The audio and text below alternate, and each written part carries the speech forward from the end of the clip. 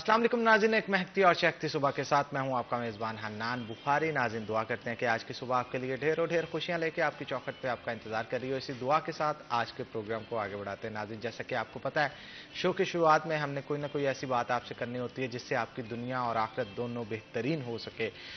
या तो वो कोई ना कोई बात मैं अपने मन की शेयर कर देता हूँ, या इसके अलावा हमारे उलमाए दीन जो उनकी तरफ से कोई ना कोई जो बात समझाई जाती है जिससे हम अपने माशरती लाइफ को भी बेहतर करें, आखिरत की लाइफ को भी बेहतर करें और नेकियां भी कमा सकें और अच्छाई भी कमा सकें। ये तमाम तर चीज़ें जो है वो उनकी जानब से बताई जाती हैं। तो आज का जो हमारा स्पेशल सेगमेंट है, एक दिन एक नेकी, उसकी तरफ चलते हैं।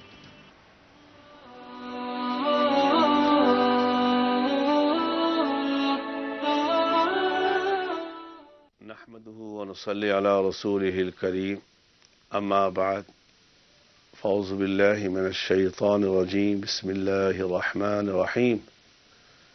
कुन्तुम खैरा उम्मतिन उख़रिजत लिन्नास तअमुरून बिल मारूफ व तनहौना अनिल मुनकर, सदक़ल्लाहुल अज़ीम। आज का मेरा पैगाम ये है कि अमर बिल मारूफ करने के लिए क्या शराइत है। जो अमर बिल मारूफ करता है उसके लिए क्या शराइत है। तो उलमाए मुफस्सिरीन ने लिखा है, अमर बिल मारूफ के लिए पहली शर्त ये है कि उसको इल्म भी हो, जिस बात की दावत दे रहा है उसका इल्म भी हो। अगर उसको इल्म नहीं है, जाहिल है, तो वह अमर बिल मारूफ नहीं कर सकता। दूसरी शर्त अमर बिल मारूफ करने के लिए ये है कि जिस काम की वो दावत दे रहा है उसका मकसद इलाए कलिमतुल्लाह है, ताकि अल्लाह का दीन अल्लाह की सरजमीन पे बुलंद हो जाए, अपनी शोहरत मकसूद ना हो। तीसरी शर्त ये है कि जिसको दावत दे रहा हो उसके साथ इसका शफकत का इरादा हो, तकब्बुर का इरादा ना हो।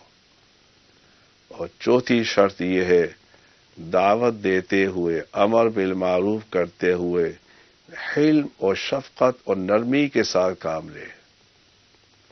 अल्लाह रब्बुल आलमीन मुझे और आपको भी अमर बिल मारूफ और नहीं अनिल मुनकर करने की तौफीक अता फरमाए, लेकिन हिकमत बसीरत के साथ। व आखिरु दावाना अनिल हम्दुलिल्लाहि रब्बिल आलमीन। बहुत शुक्रिया, आप बिल्कुल ठीक कह रहे थे। अगर इसी तरह से चला जाए तो मामला जो हैं वो बेहतर किए जा सकते हैं। तो आगे बढ़ते हैं जनाब। जैसा कि आपको पता है, दीन के साथ साथ दुनिया भी जो है अगर संवारनी है तो उसके लिए आपको अखलाकियात को अपनाना होगा, उसके लिए दूसरों का भरोसा जीतना होगा। जब बात आती है भरोसे की तो जनाब कोशिश किया करें, कोई भी शख्स जो आपके ऊपर भरोसा करता है उसका भरोसा जो है वो ना तोड़ें, क्योंकि भरोसा एक ऐसी चीज़ होती है जो एक बार टूट जाए तो कांच की तरह होता है। इसे जोड़ भी दिया जाए किसी चीज़ से तो दरार जो है वो हमेशा उसके अंदर मौजूद रहती है। तो कोशिश करें कि ये टूटे ही ना। और जब आप किसी का भरोसा नहीं ना तोड़ते तो उसका दिल भी नहीं टूटता, और जब किसी का दिल नहीं टूटता ना तो अल्लाह आपसे राज़ी होता है। लेकिन अगर किसी का दिल टूट जाए ना तो अल्लाह ताला भी उस चीज़ से नाराज़ होते हैं। तो जब अल्लाह ताला आपसे नाराज़ हो जाए तो फिर मेरा ख्याल है दुनिया की कोई भी ताकत आपको बर्बादी से नहीं बचा सकती। तो आगे बढ़ते हैं जनाब। जैसा कि आपको पता है, दिन ब दिन मौसम जो है वो मौसम के बजाय अब गर्म होता चला जा रहा है, और फैसलाबाद के अंदर गर्मी जो है वो इस कदर ज़्यादा बढ़ चुकी है कि बहुत सारे लोग जो पानी का एक्सेसिव इस्तेमाल कर रहे हैं उसकी वजह से भी उनको पेट ख़राब होने की या दीगर बीमारियां जो है वो आहिस्ता आहिस्ता जकड़नी शुरू हो गई हैं। शिफ्ट हो रहा है ना वेदर, तो उसकी वजह से भी मामला ख़राब होते हैं। तो कोशिश करें आप जो भी पानी इस्तेमाल करें उसे एक बार बॉयल कर लें, क्योंकि बॉयल वाटर जो है उससे जरासीम मर जाते हैं, और अगर आप बॉयल नहीं करते तो उसकी वजह से भी अब बाज़ आपका पेट जो है वो ख़राब हो जाता है। हॉस्पिटल में बीमारों की तादाद जो है वो दिन ब दिन बढ़ रही है। तो उससे बचने के लिए कोशिश करें आप अच्छा खाएं और अच्छा पिएं ताकि आपकी सेहत बेहतरीन रहे। लेकिन अब आने वाले दिनों के अंदर या आने वाले 24 घंटों के अंदर वेदर कैसा रहेगा, महकमा मौसमियात का इस हवाले से क्या कहना है, देखते हैं टुडेज वेदर में।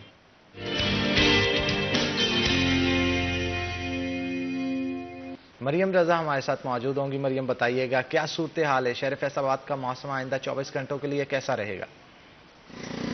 جی بالکل، گرمی جو ہے وہ دوبارہ سے زور پکڑنے لگی ہے. سورج میاں نے دن کے آغاز میں ہی گرمی کی شدت جو ہے اس کو بڑھاتا ہوا نظر آ رہا ہے. تو اس کے ساتھ ساتھ درجہ حرارت میں اضافہ جو ہے وہ بھی فیصل آباد میں ہوتا جا رہا ہے.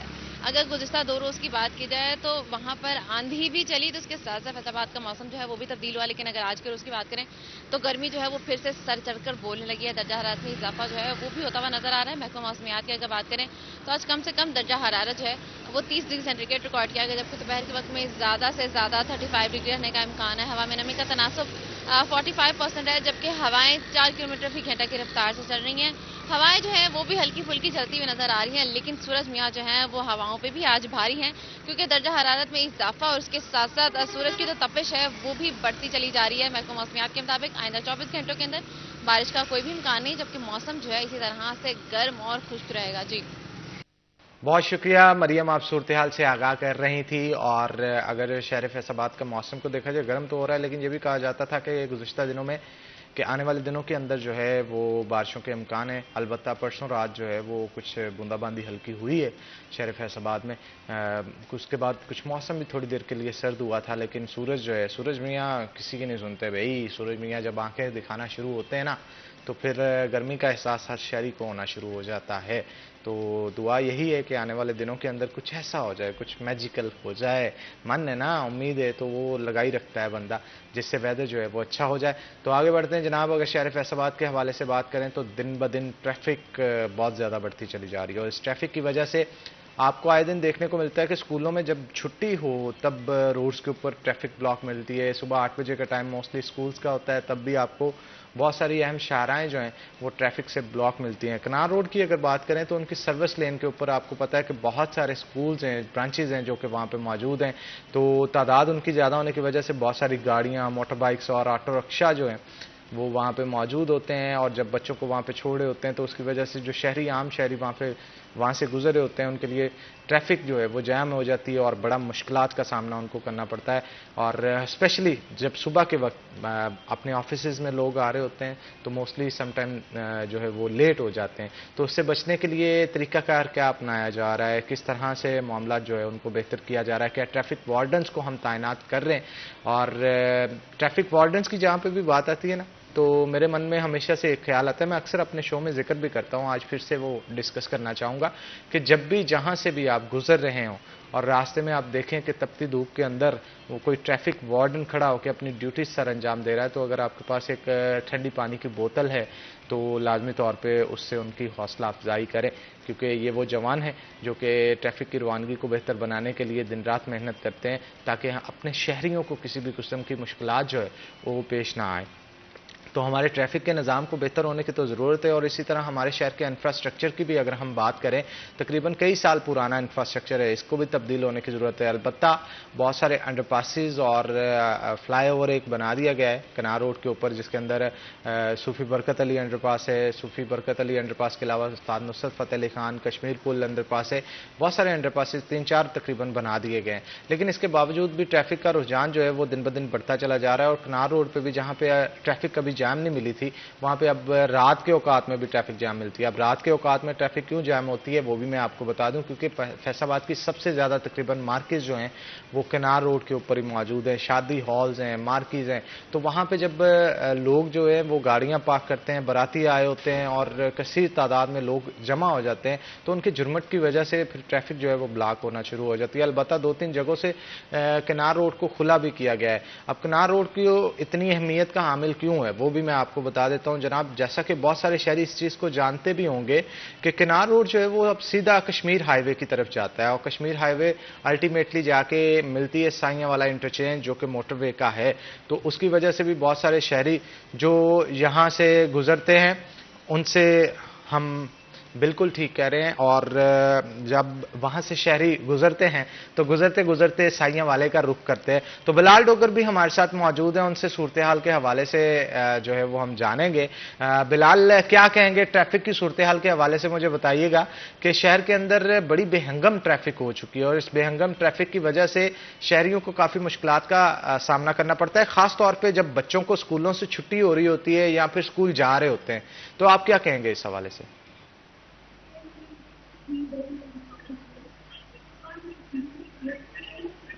بلال ڈوگر ہمارے ساتھ موجود تھے, غالباً ان کی کال جو ہے وہ کٹ ہو گئی ہے, تو محسن صاحب ذرا کائنڈلی دیکھ لیجئے گا. اچھا, دوسری طرف اگر ہم دیکھیں تو بہت سارے شہری جو ہے وہ پریشان اس وجہ سے بھی ہوتے ہیں کہ جب بھی وہ بچوں کو اسکول چھوڑنے جا رہے ہوتے ہیں تو راستے میں بھی بہت ساری جگہوں پہ ایسی ٹریفک کی روانگی میں متاثر ہو رہی ہوتی ہے جہاں پہ ٹریفک وارڈنز موجود نہیں ہوتے. تو بلال جو ہے میرا خیال ہمارے ساتھ کال پہ آ چکے ہیں. بلال, ٹریفک کے حوالے سے کیا کہیں گے, اسپیشلی جو بچے اسکول جاتے ہیں جب یا اسکولوں کو چھٹی ہوتی ہے تو ان سے کیا مسائل ہیں جو کہ جنم لیتے ہیں؟ جی حنان, اگر بات کریں خاص طور پر یہ سستی سواری ہے ٹرین, اور اس وقت میرے خیال میں جہاں جس حد تک مہنگائی بڑھ چکی ہے, ٹرانسپورٹ کے اوپر کرائے بہت زیادہ ہیں. بلا شبہ یہاں پیٹرول اور ڈیزل مصنوعات سستی ہوئی ہیں, پیٹرولیم مصنوعات, لیکن تاحال ابھی اتنا امپیکٹ نہیں ہوا جتنا ہونا چاہیے. کرایہ کم ہوئے, لیکن ٹرین کا ابھی کرایہ جو ہے مناسب ہے, تو اس لیے لوگوں کا زیادہ رجحان کی طرف ہے. لیکن پھر بھی ملت ایکسپریس آج 2 گھنٹے تاخیر کا شکار ہے, کراکوم ایکسپریس 1 گھنٹہ 40 منٹ تاخیر کا شکار ہے, رحمان بابا ایکسپریس 2 گھنٹے 20 منٹ, پاکستان ایکسپریس 1 گھنٹہ 50 منٹ, جبکہ غوری ایکسپریس 1 گھنٹہ تاخیر سے روانہ ہوئی ہے لاہور سے. تو دیکھیں مسافروں کو پریشانی ہوگی کہ آپ دیکھیں کہ شہر فیصل آباد ایک تیسرا بڑا ریلوے اسٹیشن ہے پاکستان کا, اور پنجاب کا دوسرا بڑا شہر ہے, تو یہاں سے عام طور پر بہت زیادہ لوگوں کی, اور خاص طور پہ جتنی بھی ٹرین اگر بات کریں, کوئٹہ سے آنے والی بھی ٹرین, پشاور سے آنے والی ٹرین بھی, اور لاہور سے آنے والی بیشتر ٹرینیں جو ہیں وہ براستہ فیصل آباد جاتی ہیں. سرگودا سے آنے والی ٹرین یہاں سے گزر کے جاتی ہے. تو مسافروں کی ایک بڑی تعداد ہے جو کہ اس میں سفر کرتے ہوئے کراچی, کوئٹہ اور دیگر شہروں کے رخ کرتی ہے.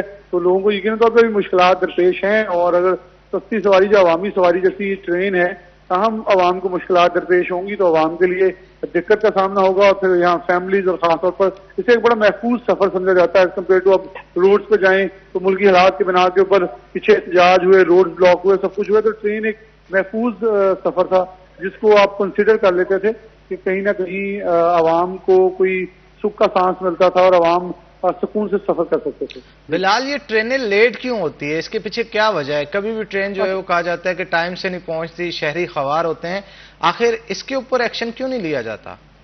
اچھا حنان, ایسے ہے کہ اس پر متعدد بار ہمیں جب فیصل آباد ریلوے اسٹیشن انتظامیہ سے بات کی تو ٹرین جب لیٹ پہنچتی ہے تو ایک ریلوے اسٹیشن جس پلیٹ فارم پہ پہنچتی ہے وہ یہ کر سکتے ہیں کہ اس کا ایگزیکٹ پہنچنے کا جو ٹائم تھا وہ لیٹ پہنچ رہی ہے. تو یہ فیصل آباد ریلوے اسٹیشن انتظامیہ کا بھی یہاں قصور نہیں ہے کہ وہ ٹرین جس پلیٹ فارم سے لیٹ ہوگی وہ آنسربل ہوگا. اس کی باقاعدہ انکوائریز بھی پٹ ہوتی ہیں, سالانہ کارکردگی رپورٹ بھی بنتی ہے کہ کون سے ریلوے اسٹیشن سے کون سے پوائنٹ سے لیٹ ہوئی ہے. کیونکہ عموماً ہوتا یہ ہے کہیں پلیٹ فارم, جیسے فیصل آباد ایک بڑا ریلوے اسٹیشن ہے لیکن کئی جگہ کے اوپر شنٹنگ ایریاز کے اندر, شنٹنگ ایریا ان کو کہتے ہیں جہاں ٹرینوں کو صاف کر کھڑا کیا جاتا ہے, نئے کیبنز لگا کے ان کو چلایا جاتا ہے, تو وہاں مشکلات آتی ہیں. وہاں سے ٹرین پلیٹ فارم خالی نہیں ہوتے, کئی جگہ کانٹے اوپر نیچے ہوتے ہیں, تو وہاں ایکسچینج پوائنٹ سلو ہوتے ہیں. اور کہاں پاکستان کے اندر جو ٹریکس ہیں وہ بڑے پرانے اور بوسیدہ ہیں. ٹرین کی سپیڈ 120 بنتی ہے لیکن چل 60 یا 70 کی سپیڈ پہ رہی ہوتی ہے, جو کہ فیصل آباد کی گرد و نواح پہ بھی صورتحال یہی ہے, جس پہ ہم رپورٹ بھی متعدد بار اویس بھی کر چکے ہیں, میں نے بھی پروگرام کیے ہیں. تو اب جب ٹرین لیٹ سفر سلو کرے گی اور اسٹیشن پہ لیٹ پہنچے گی تو اسٹیشن انتظامیہ بہتر کوشش یہ کرتی ہے کہ جلد از جلد اسے روانہ کر کے 10-15 منٹ بچا لیے جائیں. اگلا اسٹیشن بھی ایسا کرتا ہے, لیکن کہیں نہ کہیں یہ گیپ جو ہے بڑھتا بڑھتا پھر 2-2.5 گھنٹے تک چلے جاتا ہے. اور اس کو کور اپ کرنے کے لیے ہفتے بعد دوبارہ ٹرین واپس ٹریک پہ آتی ہے, لیکن دوبارہ یہ دیکھیں روز ٹرین نے اپنے وقت پہ چلنا ہے لیکن وہ 2 گھنٹہ لیٹ ہی رہتی ہے. اس کا مطلب ہے کہ ٹریکس بہت پرانے ہیں, بوسیدہ ہیں, ان کو چینج کرنے والے ہیں, پھر کانٹے کے طور پر ٹریکس جو ہیں وہ چینج ہونے والے ہیں, اور اگر ان کو چینج کیا جائے گا تو ہی بہتری جو ہے وہ آ سکتی ہے. تو بہت شکریہ بلال آپ کا. یہاں پہ ایک چھوٹا سا بریک لیں گے, بریک کے بعد دوبارہ حاضر ہوتے ہیں. آپ نے کہیں نہیں جانا, ہمارے ساتھ ہے نا.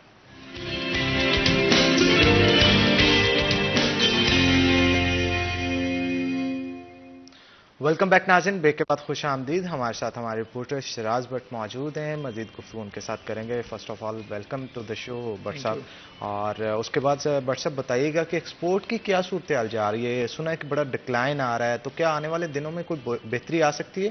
اور اگر ڈکلائن آ رہا ہے تو کیوں آ رہا ہے, وجہ کیا ہے اس کے پیچھے؟ بسم اللہ الرحمن الرحیم. Naan thank you so much. Actually export کی آپ نے بات کی ہے, تو ٹیکسٹائل ایکسپورٹ کی صرف اگر ہم بات کریں تو گزشتہ 1 مہینے کے اندر, یعنی اپریل 2022 کا اگر کمپیئر کریں اپریل 2023 کے ساتھ, تو صرف اپریل میں ہی 28.7% ٹیکسٹائل ایکسپورٹ جو ہے وہ کم ہوئی ہے. یہ صرف ٹیکسٹائل ایکسپورٹ کے فگر ہیں اور باقی فگر جو ہیں وہ الگ ہیں. تو یہ ایک لمحہ فکریہ ہے ہماری ایکسپورٹرز حضرات کے لیے اور خاص طور پر ہماری حکومت کے لیے کہ یہ وہ ایکسپورٹ ہے جو کہ 2 سال پہلے بلند ترین سطح پہ تھی. $32 بلین پہ ہماری ایکسپورٹ پہنچ گئی تھی اور ہم لوگ جو ہیں وہ پورے ریجن کے اندر ہماری ایک پوزیشن قائم ہو گئی تھی. لیکن اب جو حالات جس طریقے سے خراب ہوتے چلے جا رہے ہیں اور جو ایک پولیٹیکل انسٹیبلٹی ہمارے ملک کے اندر ہے اور ایک جو بزنس کی صورتحال ہے, غیر یقینی صورتحال ہے, جس کی وجہ سے کہ کوئی نیا ایک تو بائر ہمیں مارکیٹ میں نہیں مل رہا. جو آلریڈی ہمارے پہلے سے کلائنٹس ہیں لوگوں کے ایکسپورٹرز کے وہی چل رہے ہیں, کوئی نیا کلائنٹ منڈی کے اندر نہیں مل رہا. پہلے یہ ہوتا تھا کہ کچھ نہ کچھ 1 مہینے میں 2 مہینے میں نئے کلائنٹ سامنے آتے تھے, نئی مارکیٹس اور نئی منڈیاں سامنے آتی تھی, اور کوئی مارکیٹ بھی سامنے نہیں آ رہی ہے, نہ کوئی کلائنٹ انویسٹ کرنے کے لیے تیار ہے.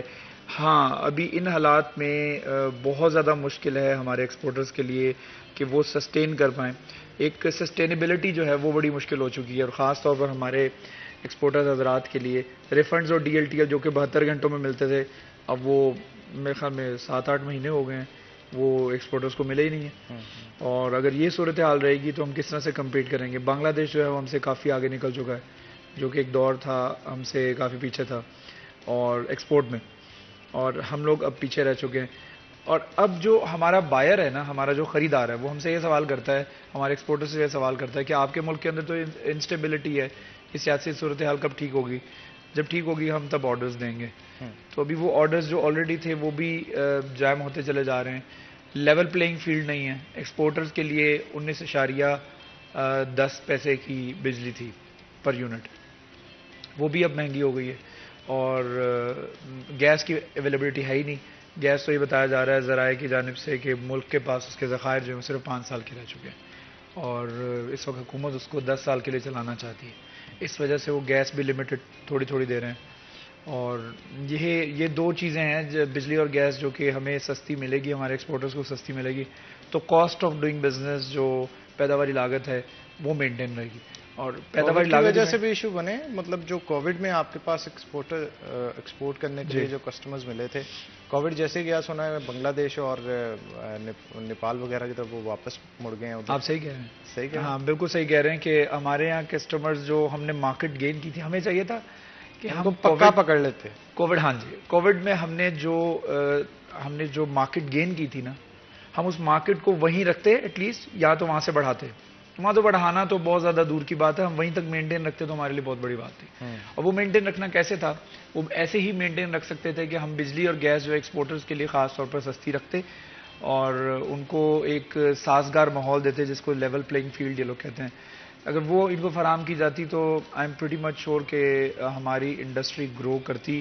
اور یقین کریں کہ ہم نے کووڈ میں اتنا انتہائی بیسٹ کھیلا ہے, اتنا سیف پلے کیا ہے کہ پوری دنیا میں آرڈرز بند تھے, اور صرف پاکستان ایک واحد ملک ہے جہاں پہ آرڈرز آ رہے تھے. انفارچونیٹلی, اور پاکستان کے لیے فارچونیٹلی, کہ انڈیا اور بنگلہ دیش اور باقی جو ہمسائے ممالک ہیں اس میں کووڈ اتنا برا پھیلا ہے, اتنے ڈائیورسٹک وہاں فگرز تھے اموات کے بھی اور کیجویلٹیز کے بھی, just because of this Covid. اور ہمارے پاکستان میں وی ور سیف, اور جو ایک بین الاقوامی منڈیاں تھیں دے ور تھنکنگ کہ Pakistan is the safest place to invest in.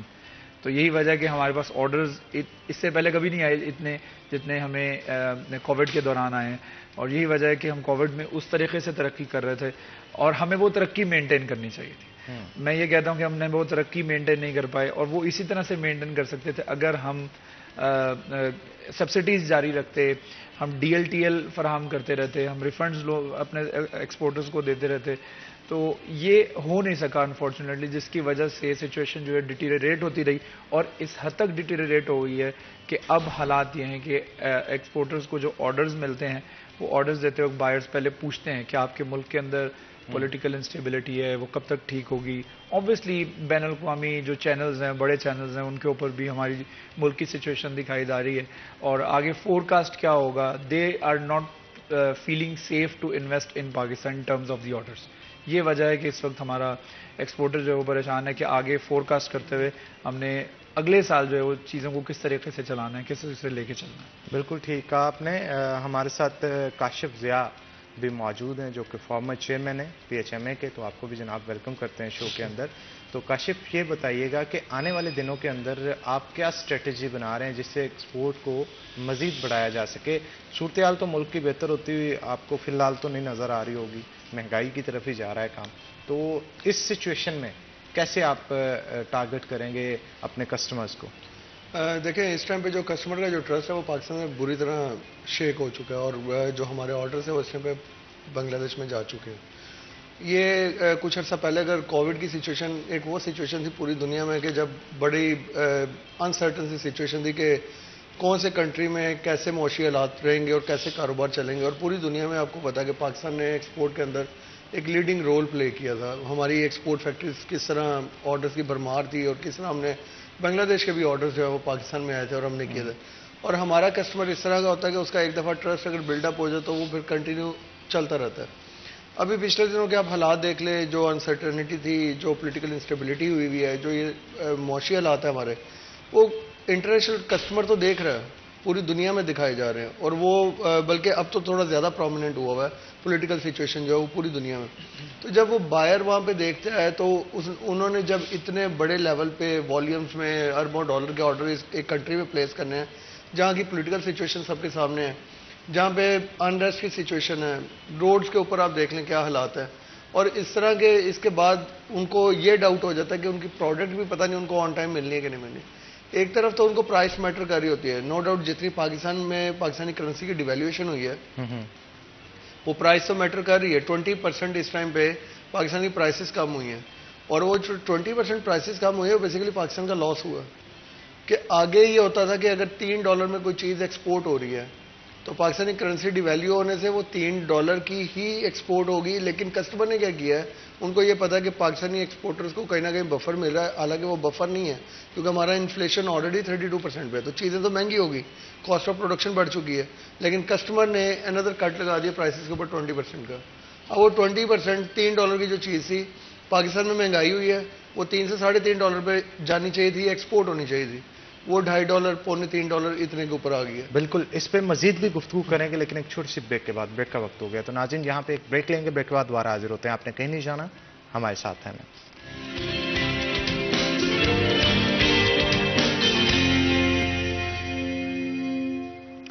Welcome back ناظرین، بریک کے بعد خوش آمدید. ہمارے ساتھ کاشف ضیاء موجود ہیں، ان سے مزید بات کرتے ہیں. کاشف صاحب، کیا پیغام دینا چاہیں گے گورنمنٹ کو، ملک کو چلانے والوں کو، کس طرح سے معاملات کو بہتر کیا جا سکتا ہے؟ کوئی شارٹ سا میسج دیں.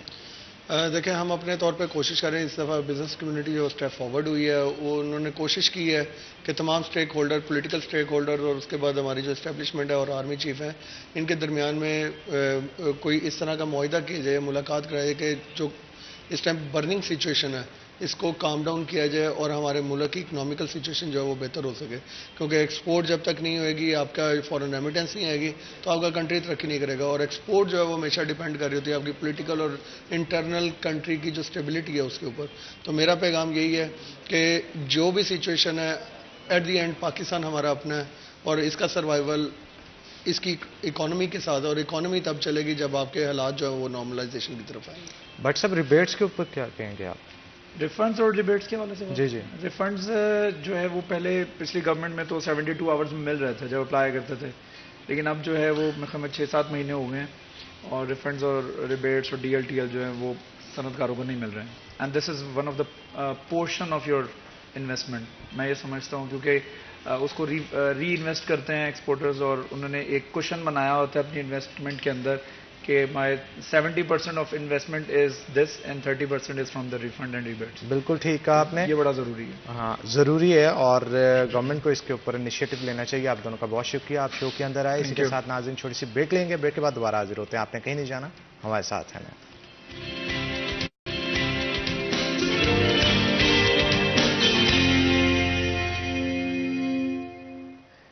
ویلکم بیک ناظرین، بریک کے بعد خوش آمدید. ناظرین آپ کو پتہ ہے جیسا کہ مہنگائی دن بدن بڑھ رہی ہے، ریٹس جو ہیں وہ اشیاء خورونوش کے دن بدن فلکچویٹ ہوتے ہیں.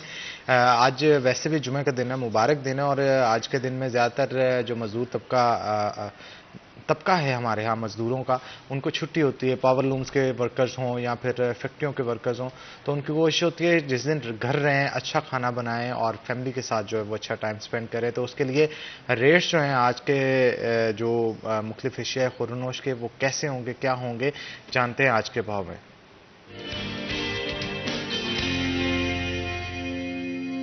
بلال ڈوگر ہمارے ساتھ موجود ہوں گے. بلال بتائیے گا کیا صورتحال ہے مارکیٹ کی، اور مارکیٹ کمیٹی کی طرف سے جو لسٹ پبلش کی گئی اس کے مطابق کیا ریٹس ہیں آج؟ آج بالکل مارکیٹ کمیٹی فیصل آباد کی جانب سے کم ہوئی ہیں لیکن زیادہ تر مستحکم اور مہنگی ہیں. آلو 66، آلو سفید 32 روپے کلو، پیاز 42 روپے کلو، ٹماٹر 38 روپے کلو. لہسن دیسی سرخ 25 روپے مہنگا ہوا ہے، 285 سے 310 کا ہو گیا ہے. سبز مرچ 65 روپے، پھول گوبھی 85، ٹینڈے 110 روپے. کریلا 10 روپے سستا ہوا ہے، 115 سے 105 روپے کلو. بینگن 5 روپے سستے ہوئے ہیں، 50 سے 45. کھیرے 10 روپے سستے ہوئے ہیں، 65 سے 55 روپے کلو. مٹر سبز 25 روپے سستے ہوئے ہیں، 250 سے 250 روپے 25 روپے کلو. بھنڈی توری 5 روپے مہنگی ہوئی ہے، 120 سے 125. سیب کالا کلو 335 پہ ہے، سیب سفید 190 پہ ہے. کیلا 350 روپے درجن پہ ہے. فالسا 10 روپے سستا ہوا ہے، 220 سے 210 روپے کلو ہو گیا ہے. خربوزہ 15 روپے سستا ہوا ہے، 140 سے 125 روپے کلو ہو گیا ہے. لوکاٹ 100 روپے پہ ہے، گرما 55 ہے. تربوز 35 روپے کلو ہے.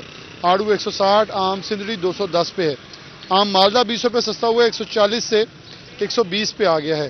آم دسہری 10 روپے مہنگا ہوا ہے، 200 سے 210 روپے کلو ہو گیا ہے. قیمتوں کے اندر بڑا معمولی سے فرق ہے، لیکن ہفتے پورے کے اندر دیکھیں تو عوام کے اوپر بوجھ بڑھتا ہوا دکھائی دے رہا ہے. 2 روز سبزیاں سستی ہوئی ہیں لیکن تاحال ابھی بھی قیمت ایسی ہے کہ عام آدمی کی پہنچ سے دور نظر آتی ہیں. اور اس وقت دیکھیں تو جو مہنگائی کی شرح ہے وہ عام آدمی کے اوپر بالکل حاوی ہے. جی بہت شکریہ بلال، آپ صورتحال سے آگاہ کر رہے تھے. آگے بڑھتے ہیں جناب. آج جمعۃ المبارک کا دن ہے اور اس مبارک دن کے صدقے میں میرے تو یہ شو کی شروعات میں نے بات کی تھی، اب بھی کرتا ہوں کہ یہی دعا ہے کہ تمام مشکلیں جو ہے وہ اس ملک سے چھٹ جائیں، اور جتنے بھی مزدور طبقہ کے لوگ ہیں، باقی ہیں، دوسرے ہیں، سب کی زندگیوں سے پریشانیاں جو ہے وہ دور ہو جائے، ہر ایک کی زندگی آسان ہو جائے، اور اللہ تعالی ہمیں اپنے دین کے اوپر چلنے کی توفیق عطا فرمائے.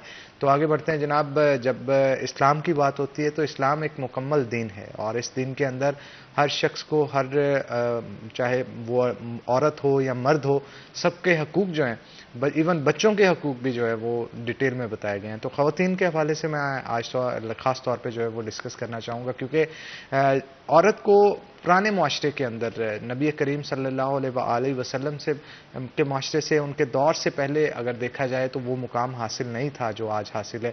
نبی کریم صلی اللہ علیہ وسلم نے عورت کو ایک خوبصورت مقام سے نوازا، چاہے ان کو بتایا کہ اگر وہ ماں ہے تو اس کے کیا حقوق ہیں، اگر وہ بہن ہے تو اس کے کیا حقوق ہیں، اگر وہ بیٹی ہے تو اس کے کیا حقوق ہیں، اگر وہ بیوی ہے تو کیا حقوق ہے.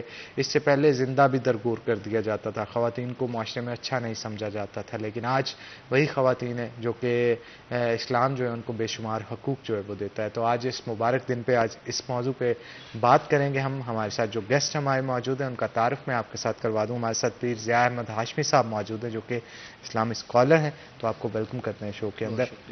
ضیاء صاحب، اس کی تعلیم کہاں سے شروع ہوئی اسلام میں؟ نبی کریم صلی اللہ علیہ وسلم نے جب آ کے عورتوں کو حقوق دینے شروع ہوئے تو میرا خیال ہے ایک مکمل طور پہ معاشرہ تبدیل نظر آیا ہوگا.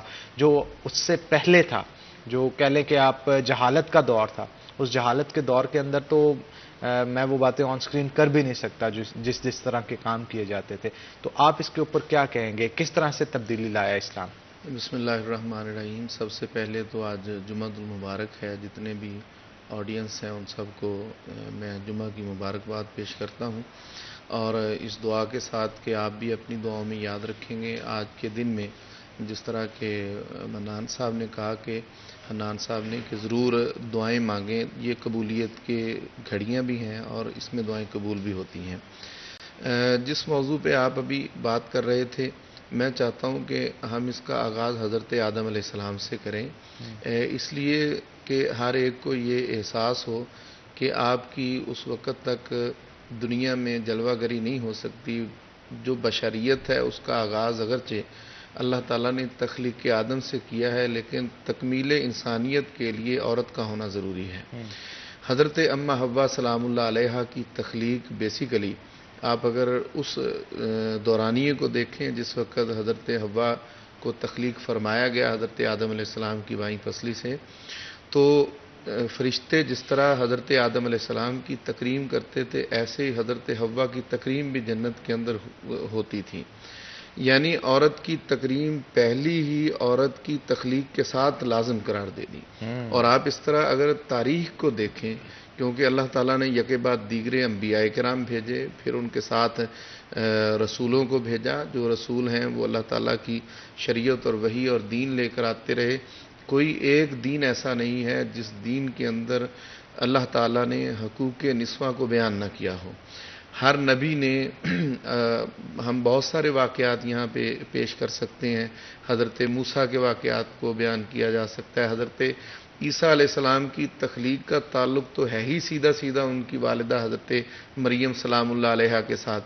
اور اگر ان کے ذکر کو ہم قرآن پاک میں دیکھیں تو ہماری کرسچینٹی کے لوگ وہ بھی اس کو تسلیم کرتے ہیں کہ کس قدر ان کا مقام و مرتبہ ہے. تو جب ہم پہنچتے ہیں عرب کے اندر، جس وقت نبی پاک صلی اللہ تعالیٰ علیہ وسلم نے اعلان نبوت فرمایا، اس سے پہلے حالت بہت دیگرگوں تھی. یعنی عورت کی کوئی حیثیت ہی نہیں تھی. یہاں تک کہ سب سے مقدس رشتہ ماں کا بنتا ہے. ماں جو تھی، سوتیلی ماں، وہ تو باپ کے فوت ہو جانے کے بعد بیٹا چاہے تو اسے نکاح کر لے اور چاہے تو اس کو فروخت کر دیں. یعنی یہاں تک کہ وہاں منظر کشی نظر آتی ہے. تو عورت اپنی مجموعی بہت ساری حیثیتیں رکھتی ہے. وہ ماں ہو، وہ بیوی ہو، وہ بیٹی ہو، وہ بہن ہو. اور وہ جو محرمات ہیں، جن رشتوں کے ساتھ نکاح سے منع کیا گیا ہے، وہ بھتیجی، بھانجی، خالہ، پھپھو، وہ بھی ساتھ شامل اگر کر لیا جائے تو دین ایسا جامع اور کامل ہے. جس طرح آپ نے پہلا جملہ بولا کہ اتنا کامل ہے کہ پوری حیات میں ہر ایک کے الگ الگ سے اس نے حقوق کو بیان کر دیا ہے. اور جب رسالت مآب صلی اللہ علیہ وسلم کی بات ہو، اعلان نبوت بعد میں ہوا ہے. نبی پاک صلی اللہ علیہ وسلم نے اپنی سیرت طیبہ سے عورت کے احترام کو پہلے بیان کیا ہے. یعنی آپ صلی اللہ علیہ وسلم کے گھر کے اندر آپ کی زوجہ محترمہ حضرت سیدہ خدیجہ الکبریٰ رضی اللہ تعالیٰ عنہ ہیں، وہ موجود ہیں. اور ان کے ساتھ جو حسن سلوک ہے اعلان نبوت سے پہلے کا سیرت نگاروں کو دیکھیں تو آپ صلی اللہ علیہ وسلم کس قدر محبت سے پیش آتے تھے. یہ تاریخ کا حصہ ہے، ہماری سیرت کا حصہ ہے. اور پھر گھر کے اندر بیٹیاں موجود ہیں اور ان کے ساتھ جو آپ کے پیار اور محبت کا انداز ہے. تو میں چاہتا ہوں کہ ایک ایک کر کے میں اپنے سامعین کو یہ بتاؤں کہ اگر ماں ہے تو ہمارے دین نے یہ کہا کہ ماں کے قدموں تلے جنت ہے. کیا یہ کم ہے کہ ماں کی تلی کو بوسہ دیا تو آپ کو اتنی ہی راحت محسوس ہوئی جس طرح کہ جنت کی چوکھٹ کو بوسہ دے لیا؟ کیا یہ کم ہے کہ اللہ تعالیٰ نے اس کے طفیل سے اس کے دل کے اندر آپ کی اتنی محبت رکھی اور آپ کے لیے اس کی شفقتیں اتنی ہیں کہ ان دونوں محبتوں کو جو ماں اور بیٹے کے درمیان ہے، اس کی تاریخ میں کوئی مثال ہی نہیں ملتی. اس لیے تو اللہ تعالیٰ نے اس رشتے کو اس طرح سے بندھن اس کا باندھا اور جوڑا اس کو کہ تاریخ انسانی میں یہ بات رقم ہو گئی کہ بیٹا کبھی بھی اونچی آواز سے اپنی ماں سے بات نہیں کر سکتا. یہ احترام ہمیں اسلام نے دیا ہے. اب اسی طرح اگر آ جائیں بہن کی طرف تو نبی پاک صلی اللہ تعالیٰ علیہ وسلم نے فرمایا کہ اپنی بہن کے گھر میں خالی ہاتھ کبھی نہیں جانا، جب بھی جاؤ کچھ لے کر جاؤ. یہ تلقین کی جا رہی ہے اس معاشرے میں. دیکھیے آج میں سمجھتا ہوں کہ میرے سننے والے بہت سمجھدار ہیں، ایجوکیٹڈ ہیں. آپ میرے سامنے بیٹھے ہیں، بہت ساری چیزیں ہم اس کو اکنالج بھی کرتے ہیں اور بہت ساری چیزوں کو جانتے بھی ہیں. دیکھیے یہ اس دور کی بات ہے جس وقت شاید انہیں صحیح طریقے سے کھانا بھی نہیں کھانا آتا تھا، ایک دوسرے کے ساتھ بات بھی نہیں کرنا آتی تھی، ایک دوسرے کی قدر و منزلت کا بھی نہیں پتا تھا، اس اہمیت کا تو اندازہ تک ہی نہیں تھا. جو باتیں آج ہمارا بچہ ایک چھوٹا وہ بھی کر لیتا ہے، اس دور میں نبی پاک صلی اللہ علیہ وسلم نے سکھایا کہ تم نے حسن سلوک کرنا ہے. پھر اگر بیوی کی حیثیت سے ہے تو بیوی کی حیثیت سے باقاعدہ طور پر اس کے حقوق کو بیان کر دیا. اور نبی پاک صلی اللہ علیہ وسلم نے عرب معاشرے کے اندر کثرت ازواج کا معمول ہوا کرتا تھا تو اسلام نے سارے کرائیٹیریاز بیان کر دیے. بھئی 4 شادیاں ہو سکتی ہیں، وہ بھی اس صورت میں جس صورت میں تم پورا عدل کر سکو، کسی کے ساتھ تم نا انصافی نہ کرو. اور پھر اس کے ساتھ ایک اور چیز کو شامل کر دیا، وہ یہ ہے کہ مرد کے ہی ذمہ لگا دیا کہ تمہارے ذمہ ہے، اس نے کھانا کیا ہے تم نے اس کا اہتمام کرنا ہے، اس نے پہننا کیا ہے تم نے اہتمام کرنا ہے، اس نے رہنا جہاں پر ہے وہ چھت کا اہتمام بھی تمہارے ذمے ہے. اور رہ گئی بیٹی کی بات تو اس سے بڑھ کے اور کیا ہوگا کہ یہ بیٹی تو باپ کے لیے رحمت بنا دی گئی. بے شک. اسلام کو آپ دیکھیے تو صحیح کہ عورت کو کس طرح سے اس نے مقام دیا ہے. اگر ہم دور حاضر کو دیکھیں تو میں یہ سمجھتا ہوں کہ اب تھوڑا سا ماحول بدلتا جا رہا ہے. معاشرتی اعتبار سے ہمیں کمپرومائز کرنا پڑ رہا ہے بہت ساری جگہوں پہ. اب وہاں پہ ایک مرد کو کیا کرنا چاہیے, اس کی ذمہ داریاں شرعی اعتبار سے کیا ہیں؟ وہ یہ ہیں کہ احترام کی نگاہ تو ہمیشہ رہے. یعنی یہ تو بنیادی تقاضا ہے اسلام کا کہ دیکھیے گھر کے اندر جانے سے منع کیا کہ آپ ایک دوسرے کے گھر میں جائیں تو آپ پہلے اجازت طلب کریں. پھر گھر کے اندر کیونکہ وہاں مائیں بہنیں بیٹیاں ایزی فیل کر رہی ہوتی ہیں, ہر گھر میں اسی طرح. لیکن خود گھر والے کو بھی داخل ہونے کے لیے کہا کہ پہلے آگاہ کر دیں کہ میں آ رہا ہوں, السلام علیکم ورحمۃ اللہ وبرکاتہ. یہ گھر میں داخل ہوتے ہی ہم اس لیے تو بولتے ہیں کہ سننے والے آگاہ ہو جائیں کہ کوئی گھر کے اندر داخل ہو رہا ہے, چاہے وہ خامد ہو, باپ ہو, بھائی ہو, بیٹا ہی کیوں نہ ہو. تو کسی اور کو داخل ہونے کے لیے یا ملنے کے لیے اجازت طلب کرنا, یہ اصل میں کیا ہے؟ اصل میں اس کی حرمت کی حفاظت ہے. لیکن بہت ساری جگہیں ایسی ہیں جہاں پہ مرد بھی موجود ہیں, عورتیں بھی موجود ہیں, پارکس ہیں, پکنک پوائنٹس ہیں, ہاسپٹلز ہیں وغیرہ وغیرہ. تو وہاں پھر یہ کہا کہ تم اپنی نظروں کو جھکا کے رکھو. اگر نظر پڑ جائے غیر محرمہ پہ تو اپنی نظر کو جھکاؤ, اور ارادتاً اگر آپ دیکھ رہے ہیں تو اللہ تعالیٰ کی ذات اس پر گواہ بن رہی ہے کہ تم اس کا اطاعت سے باہر جا رہے ہو, اس کی اطاعت سے نکل رہے ہو جو نبی پاک صلی اللہ علیہ وسلم نے تمہیں دین دیا ہے. دینی حوالے سے میں یہ کہتا ہوں کہ کوئی ایسا پہلو نہیں ہے کہ جس میں کبھی بھی کسی عورت کے اکرام کو وہ اکرام کے بغیر کوئی بات کی گئی ہو. ہمیشہ عورت کے احترام کی بات ہوئی. بالکل عورت کے احترام کی بات کی گئی ہے, اور عورت کا احترام لازمن قرار دیا گیا ہے دین اسلام کے اندر. مجھے یہ بھی بتائیے گا کہ یہ بھی ایک نیچرل فنومنا ہے کہ بیٹی کا باپ کے ساتھ زیادہ پیار ہوتا ہے, اور باپ کی بھی اٹریکشن زیادہ بیٹی کی طرف ہی ہوتی ہے, اور اسی طرح بیٹے کا زیادہ ماں کے ساتھ ہوتا ہے. تو یہ بھی ایک محبت کا تقاضا ہے, اس کے بارے کیا کہیں گے؟ ہاں, یقیناً یہ ہونا بھی ایسے ہی چاہیے. اس کا میں آپ کو ایک لاجک اور اس کی فلسفی بتا دیتا ہوں. ماں کے ساتھ جو بیٹے کی اٹریکشن ہے یہ اللہ تعالیٰ نے قدرتاً زیادہ رکھی ہے, اس لیے کہ شرعاً باپ کے چلے جانے کے بعد بیٹے کی ذمہ داری ہوتی ہے کہ وہ ماں کی نگہبانی کریں. اللہ تعالیٰ نے قلبی اعتبار سے ہی ان کو قربتیں عطا فرما دی ہیں کہ یہ محبتیں اس انداز کی ہیں کہ اگر خدا نہ خواستہ اس کے سر پہ اس کے خامد کا سایہ موجود نہیں ہے تو ماں اس حوصلے میں ہے کہ میرے پاس میرا لخت جگر ہے. تو اللہ تعالیٰ نے اس کے دل کے اندر ایسی محبت رکھی. اور بیٹی اور باپ کی اٹریکشن کو اگر دیکھیں تو وہاں ہمیں یہ سمجھ آتی ہے کیونکہ بیٹی کی کفالت باپ کے ذمہ ہے, اور اس کو دوسرے گھر تک پہنچانے تک کی ذمہ داری کو نبی پاک صلی اللہ علیہ وسلم نے بیان کیا. آپ نے تو فرمایا 3 احادیث الگ الگ سے ہیں, ان کو میں جمع کرتا ہوں. فرمایا جس کو اللہ تعالیٰ نے 3 بیٹیاں عطا کی, اس نے اس کی تربیت کی اور ان کو اپنے گھروں تک پہنچایا تو اللہ تعالیٰ نے اس پہ جنت کو واجب فرما دیا. پھر 2 بیٹیوں کے بارے میں یہ ارشاد فرمایا, پھر ایک حدیث مبارکہ میں 1 بیٹی کے بارے میں ہے. تو یہ جو اٹریکشن ہے میں سمجھتا ہوں یہ سوشل اٹریکشن ہے, ضرورت تھی اس کی سوسائٹی کو کہ یہ اسی طرح سے, حالانکہ آداب تو دونوں کو ہی سکھائے کہ بیٹا ہے یا بیٹی ہے وہ ماں کا بھی احترام کرے گا, باپ کا بھی احترام کرے گا. لیکن جو آپ نے پوائنٹ کیا نا اس کے اندر بیسیکلی جو فلسفی ہے وہ یہ ہے کہ ان کی ذمہ داریوں کی نوعیت ایسی ہے کہ اللہ تعالیٰ نے ان کے قلب کے اندر ایک دوسرے کی محبت اور احترام کو نسبتاً زیادہ رکھ دیا ہے. اور یہ بات تو بڑی آزمودہ ہے کہ جس طرح سے بیٹیاں محبت کا اظہار اپنے باپ سے کرتی ہیں یا جس طرح وہ خیال رکھتی ہیں, میرا خیال ہے بعض اوقات بیٹوں کو شاید اس طرف توجہ نہ ہوتی ہو, باہر سے آئے ہیں تھکے ہوئے بہت, تو گھر میں بیٹا ملا ہے احترام سے, لیکن بیٹی سب سے پہلے آ کے پوچھے گی پانی لاؤں آپ کے لیے, تو بیٹھنے کے لیے کہے گی.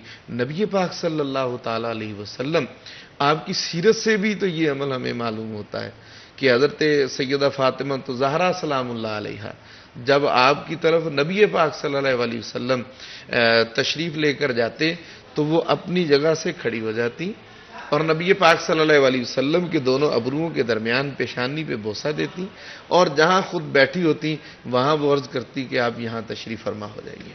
اور ایسی ہی محبت ہمیں نبی پاک صلی اللہ علیہ وسلم کی طرف جب حضرت سیدہ کائنات آپ حاضر خدمت ہوتی تو حضرت عائشہ صدیقہ رضی اللہ تعالیٰ عنہ فرماتی ہیں کہ آپ جب آتی تو نبی پاک صلی اللہ علیہ وسلم کھڑے ہو جاتے، کھڑے ہو کر دونوں ابروؤں کے درمیان پیشانی میں بوسہ دیتے اور جہاں خود بیٹھے ہوتے وہاں اپنی بیٹی کو بٹھا دیتے۔ میں یہ کہتا ہوں کہ یہ اس دور کے معاشرے میں ہر ایک کے لیے بہترین نمونہ تھا کہ وہ بیٹی جسے تم زمین کے اندر زندہ گاڑ رہے ہو، محمد مصطفیٰ صلی اللہ علیہ وسلم اسے اپنی مسند پر بٹھا رہے ہیں، کیا بات ہے، کیا اور بات ان کو یہ اکرام دے رہے ہیں، اور یہ آج تک مسلمانوں میں رائج اسی طرح سے ہی ہے، اور ہونا بھی چاہیے۔ اگر کسی جگہ پہ کمی ہے تو وہ اتنے ہی احترام کے قابل ہیں بیٹیاں جتنا نبی پاک صلی اللہ علیہ وسلم نے سیدۃ نساء العالمین کو دیا ہے۔ بالکل آپ نے ٹھیک کہا۔ اچھا ضیاء صاحب یہ بھی بتائیے گا، جہاں پہ بہت سارے حقوق ہیں خواتین کے، کچھ احکامات بھی ہیں ان کے لیے، کہا جاتا ہے کہ پردہ کیا جائے، بلا وجہ بلا ضرورت گھر سے نہ نکلا جائے، ان احکامات کے حوالے سے بھی بتائیے گا، اور اس سے ان کی شخصیت کتنی نکھرتی ہے، ان کی عزت کتنی قائم رہتی ہے، اس پہ ذرا روشنی ڈالیے گا۔ اچھا، اس کو بہت اچھا یہ پہلو آپ نے چھیڑا ہے، اس پہ بات ہونی بھی چاہیے۔ میں بیسیکلی یہ سمجھتا ہوں کہ نبی پاک صلی اللہ علیہ وسلم جب مدینہ طیبہ تشریف لے کر آئے تو اس وقت اس ضرورت کو محسوس کیا گیا۔ احکامات تو پہلے بھی بیان ہو رہے تھے سوسائٹی میں، کیونکہ یہ سوسائٹی کا ایک ممبر ہے۔ اگر ہم ایک فیملی کو دیکھیں تو اس فیملی کا ایک حصہ ہے عورت۔ اگر اس سے جب ایک فیملی بنتی ہے، پھر فیملیوں سے مل کے جب سوسائٹی ترتیب دی جاتی ہے تو یہ سوسائٹی کا حصہ ہے۔ تو بہت ضروری تھا کہ ایسی چیزیں ڈیولپ کی جائیں سوسائٹی کے اندر جس کے ساتھ اس کا اکرام باقی رہے۔ اچھا، اس کے اکرام کے حوالے سے ہم ڈیٹیل میں ڈسکس کریں گے، لیکن ایک چھوٹی سی بریک کے بعد، بریک کا وقت ہو گیا تو ناظرین یہاں پہ ایک بریک کے بعد دوبارہ حاضر ہوتے ہیں۔ آپ نے کہیں نہیں جانا، ہمارے ساتھ رہنا ہے۔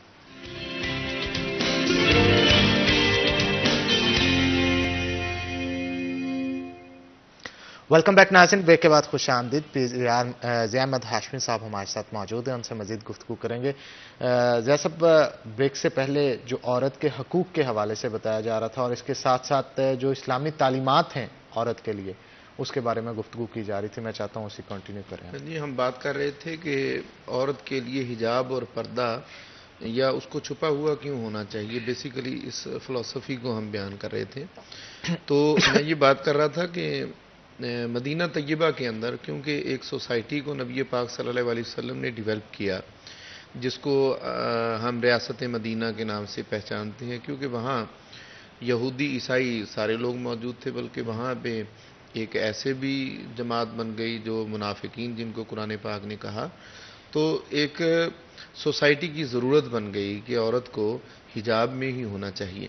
میں یہاں اس پر تو بہت زیادہ تفصیلی بات نہیں ابھی کر رہا، لیکن اس کے پیچھے جو حکمت موجود ہے وہ میں ضرور بتاؤں گا کہ آخر کون سی ایسی چیز ہے جس چیز کو اسلام نے اتنی اہمیت کے ساتھ بیان کیا ہے کہ ایک عورت کے اوپر چادر کو اڑا ہوا ہونا چاہیے۔ تو اگر دور حاضر میں ہم دیکھیں تو بعض اوقات یہ سوال ذہن میں آ جاتا ہے کہ کیا یہ عورت کو پابند نہیں کیا جا رہا کہ وہ اپنی من مرضی کی زندگی کیوں نہیں وہ گزار سکتی، مرد کے لیے ایسے احکامات کیوں نہیں ہیں؟ تو اس کا ایک سادہ سا جواب یہ ہے کہ اسلام کے اندر مرد پر بھی بہت ساری پابندیاں ہیں، لیکن اس کے کاموں کی نوعیت کے اعتبار سے، سوسائٹی میں ذمہ داریوں کے اعتبار سے اس کی اور طرح کی زندگی ہے نسبتاً۔ عورت کی ذمہ داریاں کچھ اور طرح کی ہیں۔ اللہ تعالیٰ نے کیونکہ دونوں کو تخلیق فرمایا اور دونوں کی ذمہ داریوں کی نوعیت سے ان پر احکامات کا لزوم کیا ہے۔ اگر ہم دیکھیں مرد کو تو اس نے سوسائٹی میں نکلنا ہے، کمانا ہے، بچوں کے لیے لانا ہے۔ اس کے مقابل میں عورت کی یہ ذمہ داری شرعن نہیں ہے، لیکن اگر وہ کوئی کام کرتی ہے تو شریعت نے منع بھی نہیں کیا، اس کے خاص پیرامیٹرز کو بتا دیا، اس کے مطابق وہ بھی کام کر سکتی ہے، تجارت کر سکتی ہیں، اس دور میں بھی ہوتی تھی۔ لیکن یہ کیوں ضرورت پیش آئی؟ اس لیے کہ اس کو اللہ تعالیٰ نے جو اکرام احترام اس کے نصیب کے اندر پاکیزگی اور پاک دامنی لکھی ہے، وہی پاک دامنی کے ساتھ رب چاہتا ہے کہ عورت میری بارگاہ میں قیامت کے دن پہنچے۔ اس معاشرے کو محفوظ رکھنے کے لیے دو طرفہ معاملات ارشاد فرمائے. جہاں پہ حکم ہوا کہ مرد قصداً دیکھے نہیں یا اپنی نظروں کو نیچے کرے، تو بالکل اسی طرح دوسری طرف یہ بھی فرمایا کہ عورت کو بھی اس بات کی اجازت نہیں ہے کہ وہ ایسا لباس زیب تن کرے کہ جس میں اس کا بدن ظاہر ہو رہا ہو، یا اس انداز سے وہ بازار میں اور سوسائٹی میں نکلے جس کے ساتھ لوگ اس کی طرف اٹریکٹ ہوں. اس سے بھی منع کیا اسلام نے. یعنی یہ دونوں چیزیں بہت ضروری ہیں. اب وہ جو بیسیکلی ہے وہ تو اس کی پاک دامنی کی حفاظت ہے. پاک دامنی کی حفاظت کے لیے ضروری ہے کہ وہ اپنے بدن کو چھپا کے رکھے اور وہ چادر اوڑھے. جو ہمارے پاس سورہ نور کے اندر احکامات ہمیں ملتے ہیں یا قرآن مجید نے جن کو بیان کیا ہے، اس میں بیسیکلی تو یہ تھا کہ حضرت عمر فاروق رضی اللہ تعالیٰ عنہ نے رسالت مآب صلی اللہ علیہ وسلم کی بارگاہ میں گزارش کی کہ جب مومنات یہاں سے نکلتی ہیں باہر رفع حاجت کے لیے جاتی ہیں تو لوگ راستے میں کھڑے ہوتے ہیں، تو آپ ان کے لیے کوئی ایسا حکم شریعت کے اندر بیان کر دیجئے کہ جس میں کم از کم یہ ٹریول کر کے تھوڑا سا باہر اگر جا رہی ہیں گھروں سے تو پھر وہاں پہ یہ تو ہو کہ انہوں نے چادریں اوڑھی ہوں. اور پھر ایسے ہی ہوا کہ چادر اوڑھنے کا حکم ہوا اور اس کو قرآن پاک نے فرمایا یہ تمہاری پہچان ہے کہ تم مومنہ ہو. میں بہت وسیع و ظرفی کے ساتھ یہ بات کر رہا ہوں کہ ضرورت ہے کہ عورت کو پڑھا لکھا ہونا چاہیے اور اس کو ویل ایجوکیٹڈ ہونا چاہیے. اس کے اوپر ڈیٹیل میں ڈسکس کرتے ہیں، لیکن زیادہ سا بریک لے لیتے ہیں ایک پہلے. تو چھوٹی سی بریک لیں گے، بریک کے بعد دوبارہ حاضر ہوتے ہیں. آپ نے کہیں نہیں جانا، ہمارے ساتھ رہنا ہے.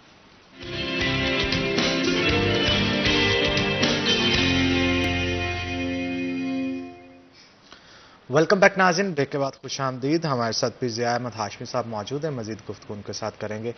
ہاشمی صاحب، بریک سے پہلے میں چاہ رہا تھا جہاں سے آپ نے گفتگو جو ہے وہ ختم کی جی ہم بات کر رہے تھے کہ پردہ کے پیچھے جو حکمت ہے اور ہماری سوسائٹی میں عورت کی جو ایجوکیشن ہے اس حوالے سے میں بات کر رہا تھا. ایک تو بس 1 منٹ میں ہی میں اس پر کمنٹ کرتا ہوں کہ اس پردہ کے پیچھے حکمت ایک تو یہ ہے کہ اس سے نسل انسانی کو آگے چلنا ہے، تو نسل انسانی کے لیے ایک ایسی ہی باپردہ خاتون کا ہی انتخاب ہونا چاہیے جس سے آگے ایک پاکیزہ نسل چلے. اور دوسرا جو میں بات کر رہا تھا، میں یہ کہہ رہا تھا کہ سوسائٹی میں اس کے بغیر سروائیول اب نہیں ہے کہ ہماری بیٹی کو ویل ایجوکیٹڈ ہونا چاہیے. اسلام نے اس سے قطعاً روکا ہی نہیں ہے، بلکہ اسلام نے تو اس پر زور دیا ہے کہ جس طرح ایک مرد کو پڑھا لکھا ہونا چاہیے اسی طرح ایک عورت کو بھی پڑھا لکھا ہونا چاہیے. لیکن عورت کے مرد بھی ہو تو اس کے پڑھے لکھے ہونے میں اصل میں جو چیز ہے وہ تو شعور ہے، میچور پن ہے کہ وہ اس سے جو علم حاصل کر رہے ہیں اس کا امپلیمنٹ ہے ان کی اپنی ذاتوں پر. تو ایک بیٹی کو کیوں پڑھا لکھا ہونا چاہیے؟ اس لیے کہ اس نے ایک خاندان کو آگے ترتیب دینا ہے، اس کی پرورش میں کسی نے آنا ہے، تربیت میں کسی نے آنا ہے جس نے آگے معاشرے کے اندر اپنی خدمات کو سروسز کو پیش کرنا ہے. جو اولاد ہے اس کی تربیت سب سے زیادہ ماں ہی کرتی ہے. وہ جو ہے نا گود سے تعلیم کے آغاز کا ہونا، وہ بیسیکلی اسی طرف اشارہ ہے. میں یہ سمجھتا ہوں کہ اسلام نے اتنی وسعت رکھی ہے اس دین کے اندر کہ اس دین کے ماننے والے جو پیروکار ہیں ان میں جو خواتین ہیں ان کو اتنی اجازت دے رکھی ہے کہ وہ علم حاصل کریں، معاشرے کے اندر اپنا کردار ادا کریں اور بہترین خواتین کی صورت میں وہ اس معاشرے کو مزید ڈیولپ کر سکیں. لیکن ان چیزوں کو یقیناً سامنے مد نظر رکھا گیا ہے جن کی وجہ سے بے راہ روی ہو سکتی ہے یا جن کی وجہ سے معاشرے کے اندر بگاڑ پیدا ہو سکتی ہے، جن اسباب سے، کیونکہ تخلیق انسانی تو اللہ تعالیٰ نے فرمائی ہے، وہ خالق ان کی خوبیوں اور خامیوں سے واقف ہے. ان کو مد نظر رکھتے ہوئے یہ سارے احکامات دیے. ہمارے ہاں اس وقت ورلڈ میں یہ بہت بڑی ایک بحث ہے بیسیکلی کہ کیا یہ حقوق پامال ہو رہے ہیں یا نہیں ہو رہے.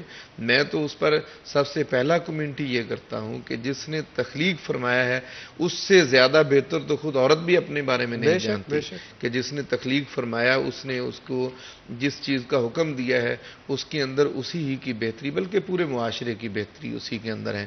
ہم اگر ترتیب وار ہسٹری آف ہیومن کو دیکھیں تو اس میں ہمیں نظر آئے گا کہ جہاں بھی اس چیز سے باہر نکلے ہیں، حجاب سے باہر نکلے ہیں، تو معاشرے کے اندر جس قدر بگاڑ پیدا ہوئی ہے تو اس کو سوائے فساد فی الارض کی اور کوئی چیز ہمیں ملی ہی نہیں۔ بالکل ٹھیک کہا آپ نے ضیاء صاحب، کیونکہ شو کا وقت جو ہے وہ کم رہ گیا ہے تو میں چاہتا ہوں کہ آپ کی موجودگی کا فائدہ اٹھائیں۔ آج مبارک دن ہے اور آپ کی خوبصورت آواز میں کلام جو ہے وہ ہم لازمی طور پہ سنیں، لیکن اس سے پہلے میں اپنے ناظرین سے اجازت چاہوں گا، انشاءاللہ پھر ہوگی آپ سے ملاقات۔ اللہ حافظ۔